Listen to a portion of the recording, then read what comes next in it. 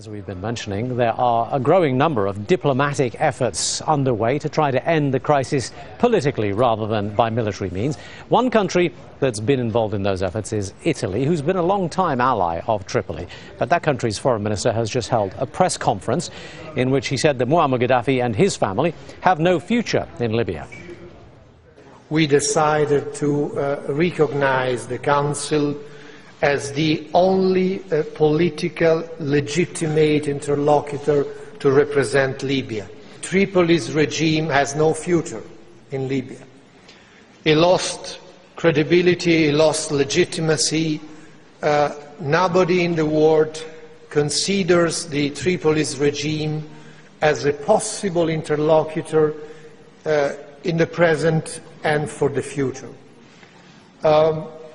Any solution for the future of Libya has a precondition, that Gaddafi's regime leaves and is out, and Gaddafi himself and the family leaves the country. Well, I'm joined now from London by Nabila Ramdani. She's a French journalist who's been in Libya and has interviewed Gaddafi and his son Saif al-Islam. Thanks for being with us. The diplomatic efforts that seem to be underway are fragmented, coming from a number of different directions. Do any of them strike you as being serious efforts? Well, first of all, it has to be pointed out that Gaddafi is, in fact, combining both military action and exploring diplomatic routes at the same time. While clashes are still going on in Misrata, we've seen hundreds of people being injured as a direct consequence of shelling from Gaddafi forces. He is also considering diplomacy, because he realizes that even though he seems to have the upper hand militarily, although the situation is very volatile and the country seems to be divided into two at the moment, his regime is very fragile politically, and he is now considering all diplomatic options. Last Friday, his son's aide, Saif al-Islam's aide, was sent to London for negotiations, and today he sent his deputy foreign minister to engage in talks with the government of Greece, but also Turkey and Malta. The question remains, exactly what is he trying to achieve with this? I mean, from what you know of Gaddafi, is he likely to be playing some sort of bluff, some kind of PR game here, or is there serious intent in any of these initiatives? I think he felt that for the very first time in over 4 decades that his regime has been seriously challenged, and I think he's genuine about his effort to reach out.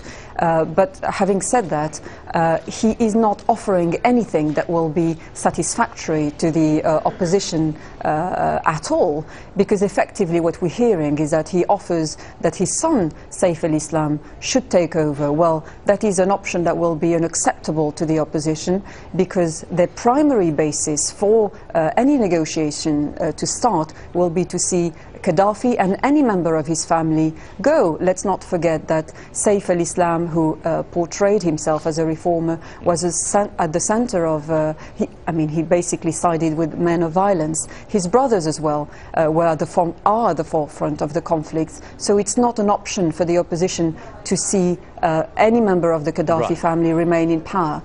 But surely one of the prerequisites of some kind of political solution must also be that the other side is united in its approaches, and we're not seeing any of that from the coalition powers at all, are we? We had just a moment ago Mr. Frattini from Italy saying they're not even interested in talking to anybody in Gaddafi's regime. We've got the Greeks now involved with the foreign minister, acting foreign minister over there. We've got the former foreign minister in London and a British team in Benghazi. So if the West can't speak with one voice, who is going to negotiate any kind of political solution?